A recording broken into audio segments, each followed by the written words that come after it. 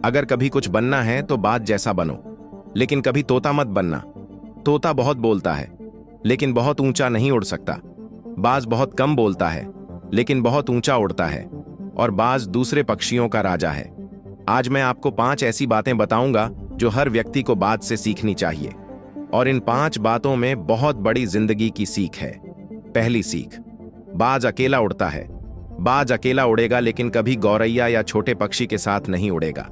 बाज या तो हमेशा बाज के साथ उड़ता है या अकेला उड़ता है। और इससे हमें संकीर्ण सोच वाले लोगों से दूर रहने और अकेले रहने की सीख मिलती है, क्योंकि यही वो वक्त होता है जब आपको खुद को जानने का असली मौका मिलता है। दूसरी सीख, बाज की नजर बहुत साफ और बहुत मजबूत होती है। बाज अपने शिकार को 5 किलोमीटर दूर से देख सकता है, और एक बार उसे अपना लक्ष्य दिख जाए तो उसके बाद कितनी भी मुश्किल क्यों ना हो, वो अपने लक्ष्य को हासिल करके ही चैन लेता है।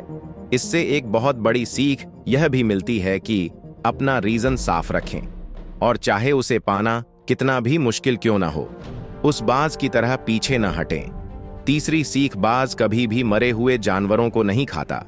वह हमेशा जिंदा जानवरों का शिकार करता है, और इससे हमें यह सीख मिलती है कि हमारा अतीत मर चुका है।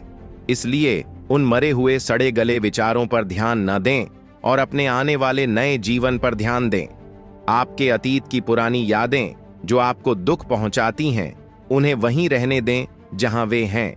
और आपके अतीत का अपना एक स्थान है, उसे अपने वर्तमान में जगह न दें, क्योंकि एक बार आपका अतीत आपके वर्तमान में आ गया तो आपका अतीत आपको कभी भी वर्तमान में नहीं रहने देगा।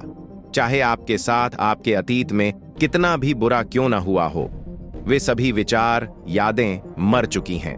और उस बाज की तरह बने जो कभी भी मरी हुई चीजें नहीं खाता। चौथी सीख, जब तूफान आता है तो बाज बहुत उत्साहित हो जाते हैं। जब बारिश होती है तो सभी पक्षी छिप जाते हैं, लेकिन बाज को इसका बहुत आनंद आता है। जब तेज हवा चलती है तो बाज उन हवाओं की मदद से और ऊंचाई पर उड़ता है, और ऊंची उड़ान भरते हुए वो इतना ऊपर उड़ता है कि बादलों से भी ऊपर पहुंच जाता है। और इससे एक बहुत बड़ी सीख मिलती है, मुसीबत में भी मजा ढूंढना चाहिए। और नेपोलियन हिल ने एक बार कहा था कि हर बड़ी चुनौती अपने साथ एक बड़ा अवसर लेकर आती है। तो उस बाज की तरह आपको भी अपने अवसर को पहचानना चाहिए, और जिस दिन आपने उन अवसरों को पहचान लिया, उस दिन सारी मुश्किलें आपके नीचे होंगी और आप उन मुश्किलों से ऊपर होंगे। पांचवी सीख, बाज हमेशा अपने घोंसले से मुलायम घास हटाता है ताकि बाज का बच्चा उसमें सहज न हो सके, क्योंकि अगर वो घोंसले में सहज हो गया तो उसे वहीं रहना अच्छा लगेगा। लेकिन बाज ऐसा कभी नहीं होने देता। बाज एक पक्षी है और उसे भी पता है कि कंफर्ट जोन में कोई विकास नहीं होता। लेकिन हम इंसान हैं, और इंसान होते हुए भी कई लोग ये बात नहीं समझते।